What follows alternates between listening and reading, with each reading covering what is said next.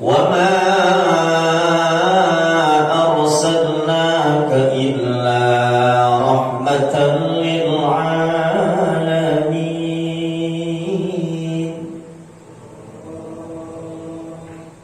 وما أرسلناك إلا رحمة للعالمين. Kata Allah, diciptakannya Nabi Muhammad itu menjadi rahmat bagi alam semesta. Jadi diciptakannya Nabi Muhammad bukan untuk kepentingan Allah, tetapi menjadi kesejahteraan, kemakmuran bagi umat Islam, bahkan seluruh alam semesta.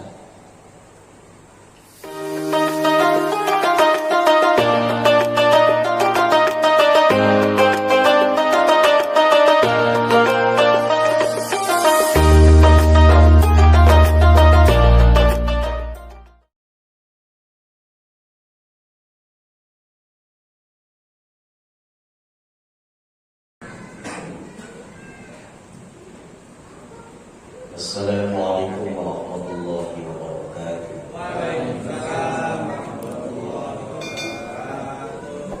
Bismillah, alhamdulillah, wassalatu wassalamu ala rasulillah wa ala alihi wa sahbihi wa mawala.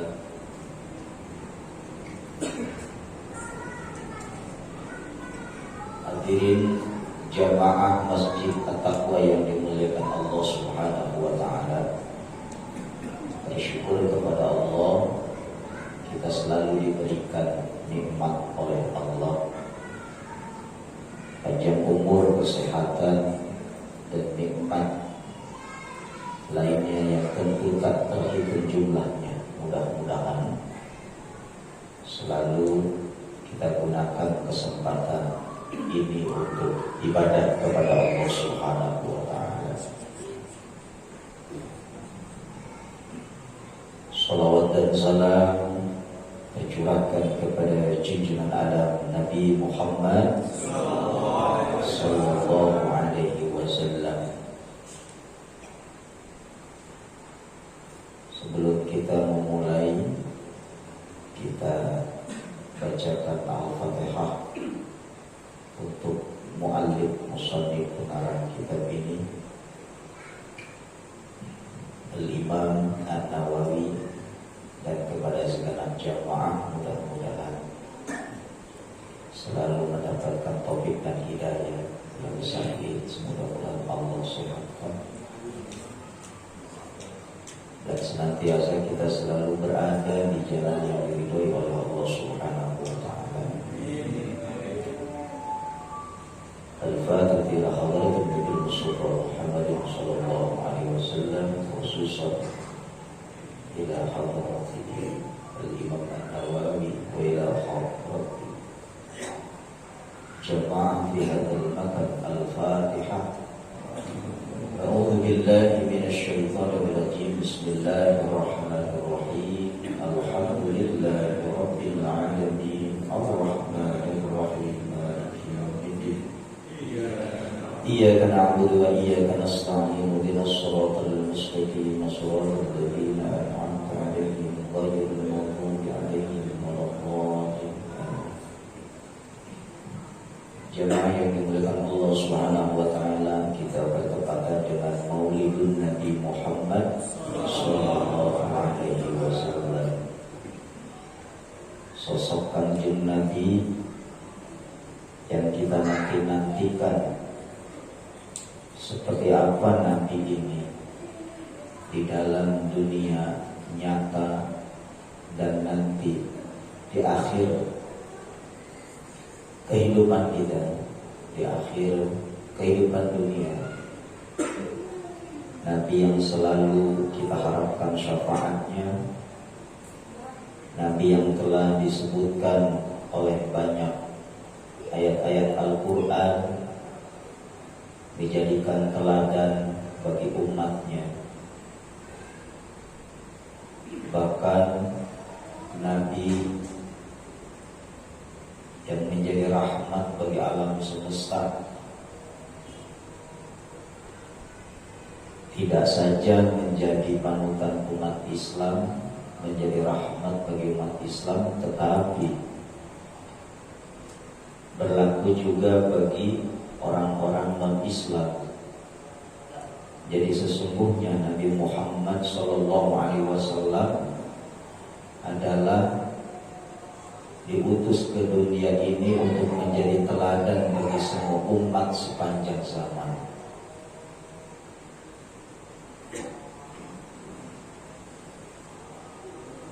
Ada yang pernah bermimpi bertemu dengan Nabi,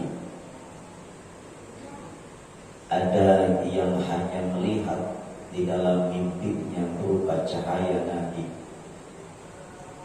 Mungkin ada juga yang hanya mendengar informasi, mendengar suara kalam-kalam Nabi di dalam mimpinya. Maka beruntunglah mereka yang sudah pernah bermimpi isyarat-isyarat Nabi hadir di dalam mimpinya, daripada mimpi-mimpi dikejar-kejar kuntilanak, dikejar-kejar maling, dikejar-kejar kolektor. Itu mimpi yang sangat melelahkan, sehingga seringkali kita bangun dari tidur mengucapkan alhamdulillah, untung hanya mimpi. Tapi beruntunglah ketika kita dimimpikan oleh Allah bertemu dengan Rasulullah Sallallahu Alaihi Wasallam, di mana Rasul, Nabi plus Rasul itu dijadikan oleh Allah keimanan yang berbeda dengan kita. Keimanannya adalah keimanan yang bersifat makbu, yang berkarakter, yang tidak pernah berbeda, berubah-ubah. Kalau imannya Habib Reko, al-imanu yazidu wa yanqus, kadang naik, kadang turun. Naiknya kalau lagi susah, turunnya kalau lagi banyak duit. Orang kalau diberi kesehatan yang prima, duitnya banyak, dia cenderung poya-poya urusan dunia, ibadahnya nomor 2. Berarti wa yanqus, frekuensi imannya lagi turun. Tapi kalau lagi susah, sampai terkunci di dalam masjid pun dia terima. Sholat tahajud jam 1 sudah di masjid, sholat subuh sudah di masjid. Saking ngantuknya sampai lupa dia bangun. Tahu-tahu jam 8, jam 9 terkunci di dalam masjid. Rela, karena memang lagi susah dan memang mengadukan nasibnya kepada Allah Subhanahu wa Ta'ala. Nabi dan Rasul, termasuk Nabi Muhammad, la ya'suna Allah ma amarahum wa yaf'aluna ma yu'marun. Dijaga oleh Allah kemaksumannya, jadi dijaga, dipelihara, sehingga beliau tidak berbuat dosa. Beliau selalu melaksanakan perintah Allah dan selalu mengerjakan perintah Allah, meninggalkan apa yang telah dilarang oleh Allah Subhanahu wa Ta'ala. Ini berbeda dengan kita.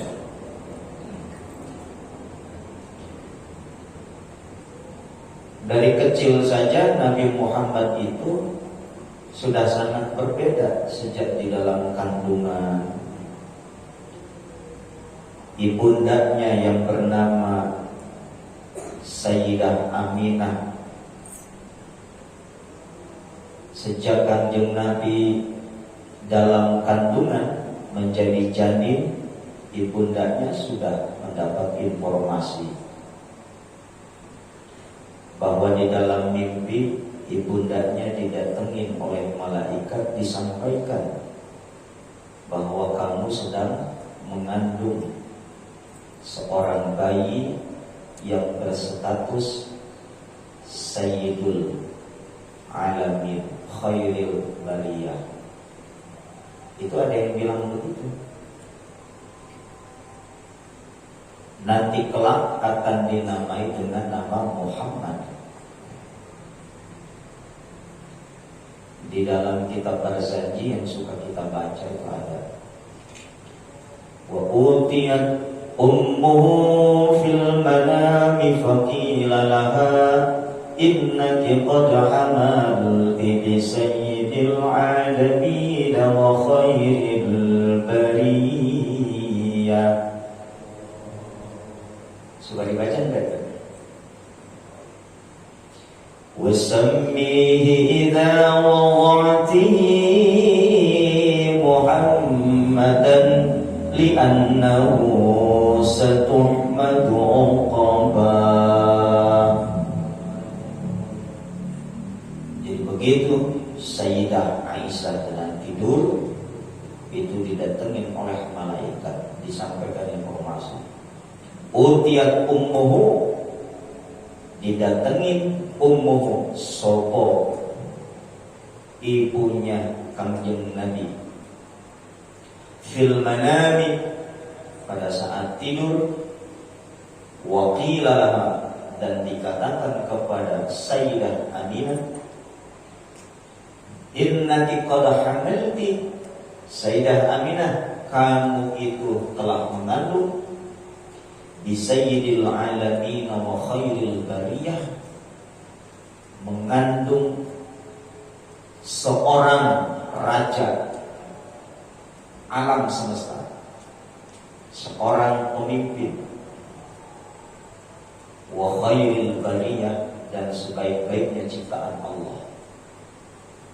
Dan mungkin orang tua kita juga ada yang begitu.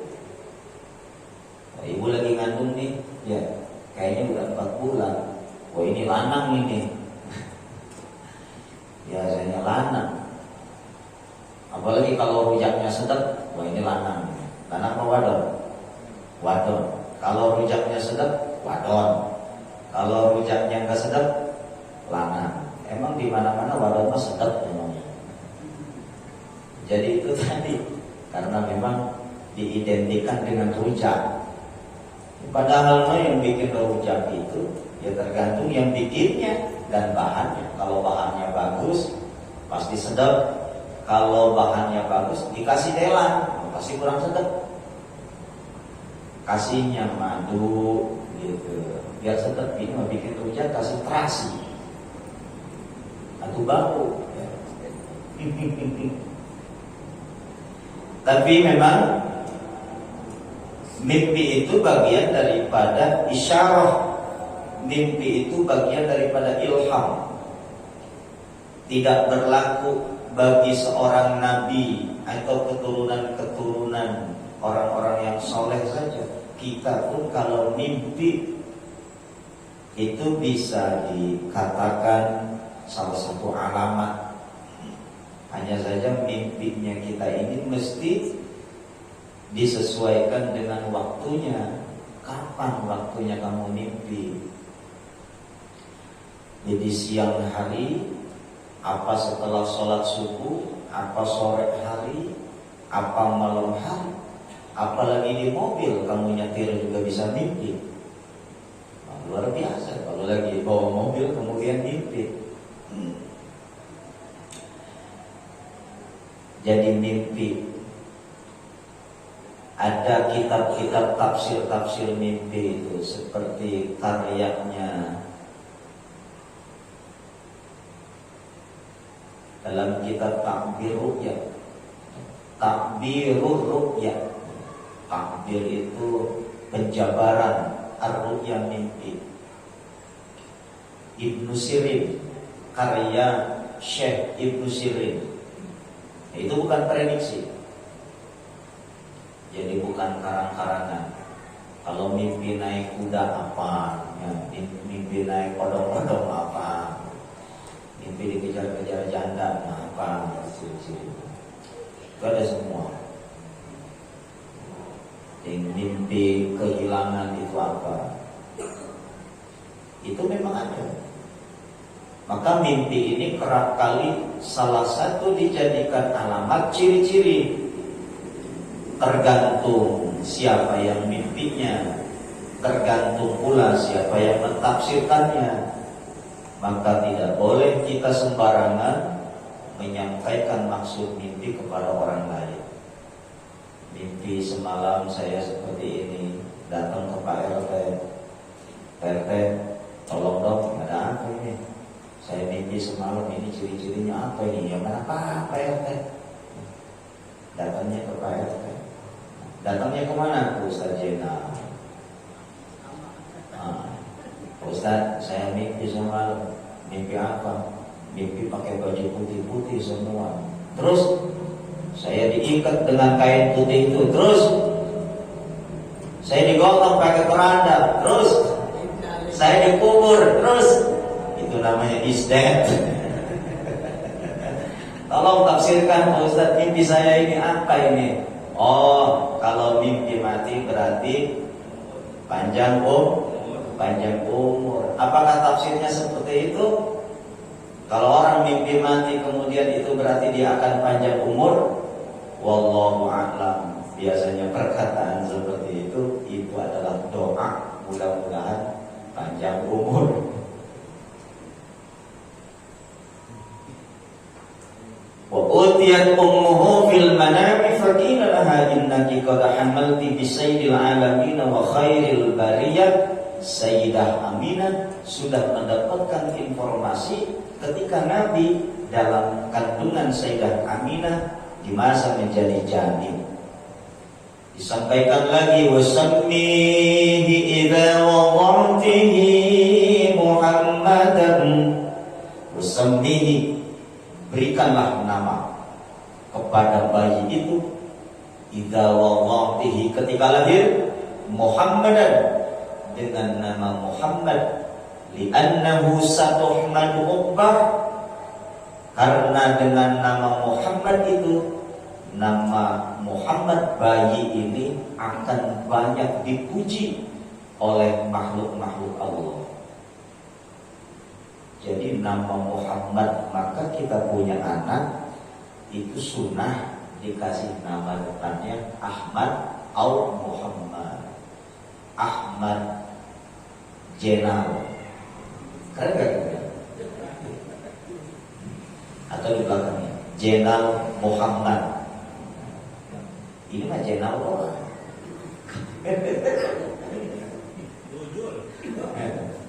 Terus semasa jadi ketua DKM, detailnya bertambah, UST, Ustadz Jenal, disingkatlah UJ. Padahal nama Muhammadan Ahmad satu madu ukbah. Tujuannya begitu, supaya dipuji. Suryanto, apa kasih nama Suryanto Ahmad Suryanto. Maka khawatir kalau tidak dikasih Ahmad, kalau tidak dikasih Muhammad Suryanto siang hari, malamnya ganti Suryanti. Tapi kan kalau dikasih Ahmad Muhammad, Ahmad siapa namanya? Ahmad Suryanti, Mas. Nah, ada Ahmadnya. Masa kamu perempuan namanya Ahmad? Suryanto kan malu, Mas. Siang, kalau malam jadi Suryanti. Tapi Ahmadnya di bawah. Kalau perempuan Siti atau Sayyidah sunnah. Siti Maryam punya anak namanya Zulaiha, kasih nama Siti Zulaiha. Siti Maryam, meskipun sekarang banyak dirubah namanya bagus, Siti Maryam nisbat kepada ibundanya Nabi Isa alaihissalam sama anak-anak sekarang dirubah namanya. Siapa panggilannya, Mbak? Mary. Padahal namanya bagus, Siti Maria.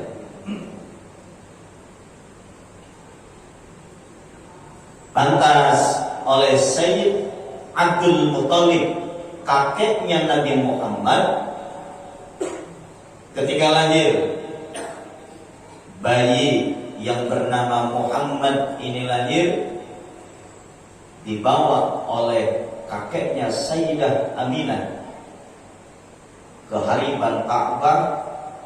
Di depan Ka'bah, diciumkan ke Ka'bah, diberikan nama Muhammad. Dapat 7 hari ini bayi, dipotongkan kambing oleh Sayyid Abdul Muthalib. Maka sampai sekarang kalau kita punya bayi, sunnah hukumnya untuk dipotongkan kambing dalam usia 7 hari. Namanya apa? Akikoh. Maka itu dasarnya. Sampai sekarang.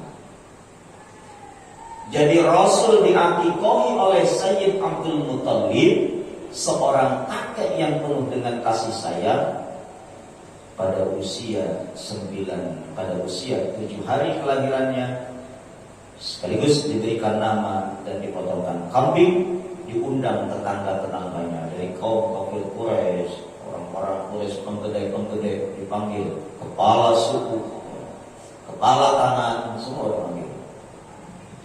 Diundang. Mereka kaget. Ini apa-apaan nih Sayyid Abdul Muthalib, sampai dia punya cucu laki-laki, satu aneh namanya Muhammad, yang kedua sampai begitu istimewa dipotongin kambing. Ini di luar adat istiadat kita, kata orang-orang Quraisy begitu. Begitu pada ngumpul, mereka bertanya, ini Abdul Muthalib, ini apa-apaan dipotongin kambing segala, ini bayi, ini siapa ini? Terus namanya siapa? Muhammad. Ini kenapa dikasih nama Muhammad? Kok bukan nama-nama sebangsa orang-orang Quraisy, gak sesuai dengan adat istiadat? Jawabannya Sayyid Abdul Muthalib, satu madu ukbah, supaya dipuji oleh Allah yang menciptakannya, supaya dipuji oleh makhluk Allah yang ada di langit dan ada di bumi. Jadi itu menjadi sebuah doa. Di samping sudah ada tanda-tanda pada saat menjadi janin. Dalam kandungan 2 bulan, Muthalib bapaknya meninggal dunia. Begitu lahir, Kanjeng Nabi Muhammad mengikuti jejak kakeknya Sayyid Abdul Muthalib. Jadi sudah mandiri karena di usia 6 tahun ibunda Siti Aminah telah meninggal dunia. Maka Rasul menjadi yatim dan piatu di usia 6 tahun. Sudah mandiri. Habib Rekho yatim. Masih lengkap? Alhamdulillah. Lengkap. Kita yatimnya dewasa, sudah dewasa menjadi yatim. Apalagi Habib Rekho belum menjadi yatim piatu. Nanti masukin pamoko. Kalau udah jadi yatim, daftar yatim anyar ya. Gak apa-apa gede juga. Pusat kepala yang bawah.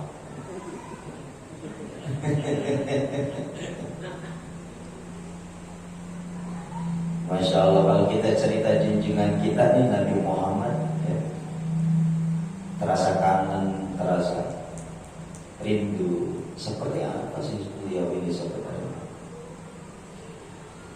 Karena nanti pada hari kiamat Nabi ditanya oleh Allah, Muhammad, engkau punya doa, engkau punya syafaat, maka saat ini mintalah doa dan syafaatmu, niscaya akan aku kabulkan apa yang kau mintakan.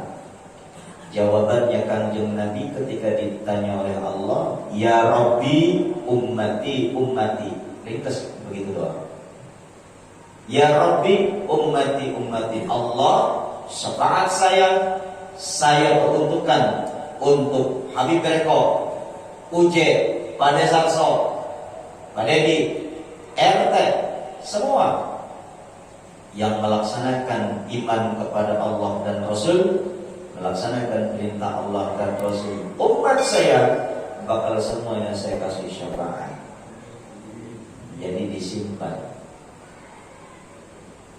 Makanya kata Sayyidina Abu Bakar, man a'azzama maulidin Nabi Muhammad sallallahu alaihi wasallam,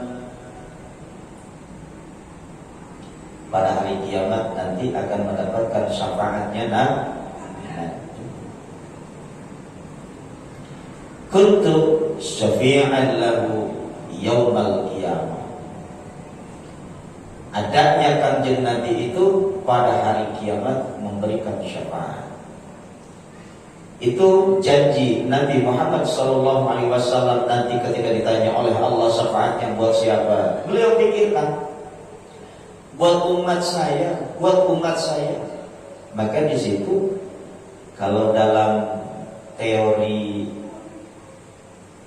i'rab, teori ilmu nahwu itu, ya Rabbi ummati ummati, itu namanya taukid. Taukid terbagi menjadi dua, taukid lafzi, yang kedua adalah taukid maknawi. Taukid lafzi itu disebutkan lafaznya ada dua, ummati ummati, memperkuat. Taukid itu memperkuat. Itu dibuktikan dengan taukid lafzi. Seperti kita ucapkan begini. Ada yang bertanya, itu siapa sih yang di pojok sebelah selatan, pakai peci putih, pakai baju coklat, lengan pendek? Dijawab sama Uje, Habib Reko, Habib Reko. Jadi sebutan nama itu adalah Habib Reko. Habib Reko itu dua kali namanya taukid lafzi. Maka ketika Nabi ditanya, ya Rabbi ummati ummati, itu kuat. Karena disitu menunjukkan taukid lafzi. Ucapannya beliau dua kali mengucapkan ummati ummati, itu adalah bukti memperkuat.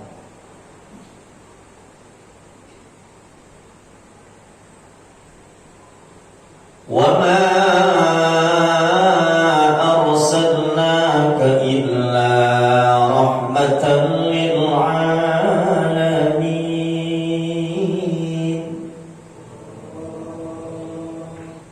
Wa ma arsalnaka illa rahmatan lil alamin. Kata Allah, diciptakannya Nabi Muhammad itu menjadi rahmat bagi alam semesta. Jadi diciptakannya Nabi Muhammad bukan untuk kepentingan Allah, tetapi menjadi kesejahteraan, kemakmuran bagi umat Islam, bahkan seluruh alam semesta. Bukan umat manusia saja yang berbahagia ketika memang diciptakannya Nabi Muhammad. Tumbuh-tumbuhan, pepohonan, hewan-hewan, binatang-binatang itu sorak gembira, bergoyang dengan haluan-haluan, berbicara dengan ungkapan kegembiraan. Sebutin dalam Al-Barzanji, was-sabaa kullu sabbin li hububi nasimi sabaa.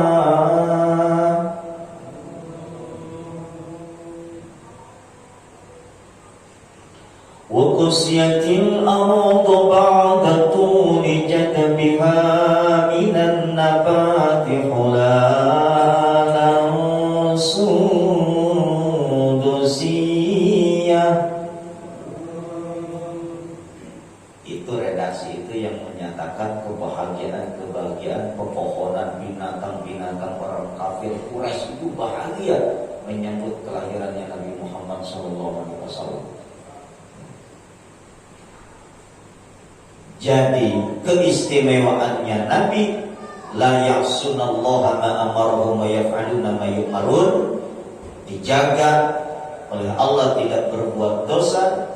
Sebelum dilahirkan ke alam dunia, banyak makhluk-makhluk Allah yang menyambut dengan caranya masing-masing, sampai beberapa tokoh-tokoh agama di luar Islam pun mereka sudah memprediksi akan turun Nabi dan Rasul yang terakhir, bukan saja menjadi rahmat bagi umat Islam, tapi juga bagi non-muslim, menjadikan rahmat. Karena visi dan misi dakwahnya Nabi adalah memperbaiki akhlak. Visi dan misi dakwahnya Nabi adalah toleransi. Visi dan misi dakwahnya Nabi adalah kesetaraan. Visi dan misi dakwahnya Nabi adalah menyebarkan kasih sayang di antara semua makhluk. Maka tidak boleh, meski kita punya tetangga kaum kufar atau non-muslim, kita tidak boleh menganiaya, tidak boleh berbuat zalim kepada mereka, sebab mereka itu adalah bagian yang terintegritas dari masyarakat kita. Kita aman berada di lingkungan mereka, dan mereka pun aman berada di lingkungan kita. Seperti di dalam tafsir Al-Qurtubi misalnya, Imam Qurtubi beliau menyebutkan begini: wa ma arsalnaka illa rahmatan lil alamin, illa rahmatan lil alamin. Rahmat bagi alam semesta, itu yang dimaksud rahmatnya buat umat Islam apa bukan non-Islam. Ada dua ulama yang berpendapat. Satu, Ibnu Mas'ud. Ibnu Mas'ud itu nama lengkapnya Abdullah bin Mas'ud, jadi namanya Ibnu Mas'ud. Kata Ibnu Mas'ud begini: rahmatan lil alamin itu tafsir daripada ayat rahmatan lil alamin. Nabi diutus oleh Allah ke alam dunia, itu berlaku bagi semua umat manusia. Berarti lintas agama, tidak hanya berlaku kepada umat Islam saja, semua agama berlaku, pemeluk agama dan pemeluk keyakinan. Sementara pendapat yang kedua, Ibnu Zaidun, beliau mengatakan bahwa rahmatan lil alamin itu hanya berlaku untuk umat Islam. Yang lain itu tidak mendapatkan rahmat dari kelahirannya Nabi. Jalan tengahnya sebagai pemutus, Al-Imam Al-Qurtubi beliau menyebutkan bahwa rahmatan lil alamin, semua umat manusia di akhir zaman, dia mendapatkan rahmat dari kelahirannya Nabi Muhammad SAW. Kalau Nabi tidak menjadi rahmat, kejadian-kejadian Islamofobia yang anti terhadap Islam, kata Nabi, serang, jihad, perang mulu, gak ada damai-damainya. Ulama-ulama pewaris Nabi andai kata tidak menerima dan menyerukan peperangan, Perancis gak usah kirim bom seperti Rusia ke Ukraina. Orang Indonesia banyak, tinggal mencingin doang. Perancis mah kecil, Indonesia mah luas. Kirim aja orang Indonesia ke sana, mencingin, selesai. Banjir. Di kita banyak pendekar, si buta dari buah hantu, Mak Lampir bersama gerandongnya, belum dikirim saja. Dari Prima, wah, itu lelapan dulu ya. Hebat gitu, punya pendekar-pendekar. Tapi karena memang Nabi tidak melarang menyuruh kepada kekerasan, terkecuali kepada kaum kafir harbi. Kalau kita diusik, diganggu oleh mereka, oleh kaum kafir harbi, maka kita berhak dan berwenang untuk mempertahankan harkat dan derajat martabat kita sebagai umat Islam. Kalau kafirnya kafir zimmi, di mana mereka juga bertoleransi dengan kita ngaji aman, sekolah aman, ke masjid aman, perjalanan kemana-mana masih aman, berarti tidak ada yang perlu diragukan.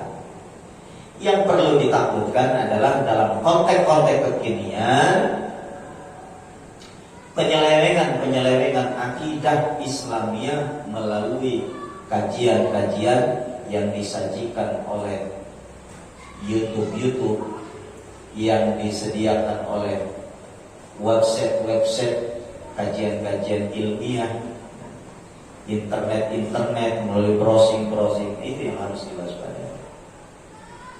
Maka ngaji kita tidak saja di dunia nyata, tetapi juga harus di dunia maya. Nyari guru di dunia maya tidak ada masalah. Misalnya ngaji di Gus Baha, kita kan belum pernah ketemu dengan Gus Baha, sudah belum? Tapi sering mendengar kajiannya Gus Baha, sering mendengar kajian Ustaz Abu Somad, sering mendengar kajiannya Buya Razi, misalnya para pecinta mereka. Tidak ada masalah. Kiai Idrus Romli, Kiai Faifuddin Muhajir, tidak ada masalah. Tapi yang menjadi masalah adalah kitabnya ketika kita ngaji di dunia maya, kita tidak cukup memiliki literasi digital. Literasi digital. Apa artinya literasi digital?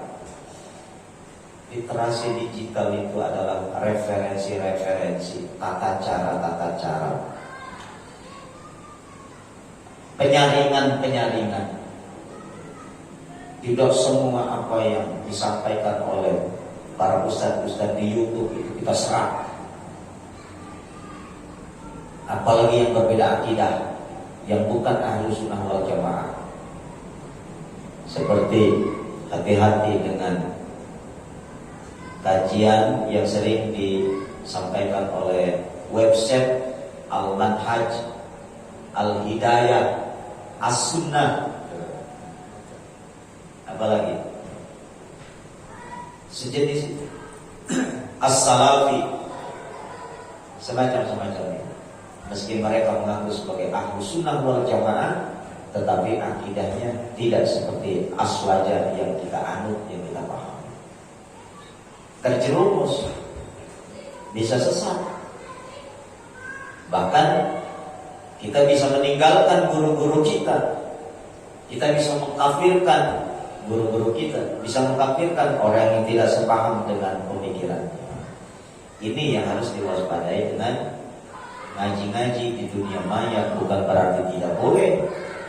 Yang diperbolehkan adalah lengkapi dulu pemahaman kita di dalam berliterasi digital.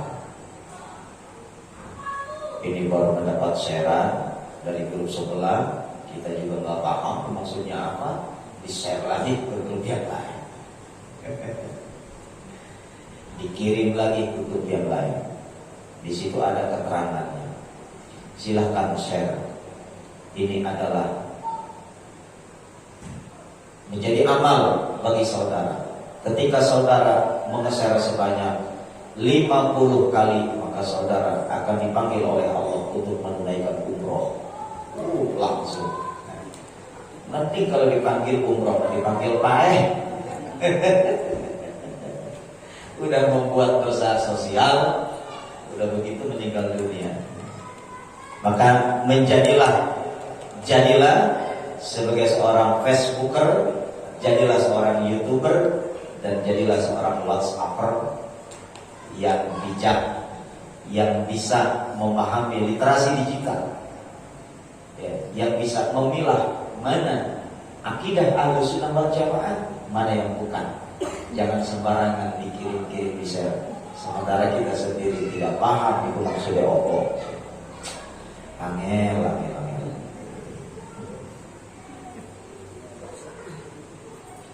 Wa ma arsalnaka illa rahmatan lil alamin, rahmat bagi alam semesta. Betul bahwa di sini titik terangnya yang sering kita dengarkan bagi para mubalik jarang sekali menyinggung ayat ini.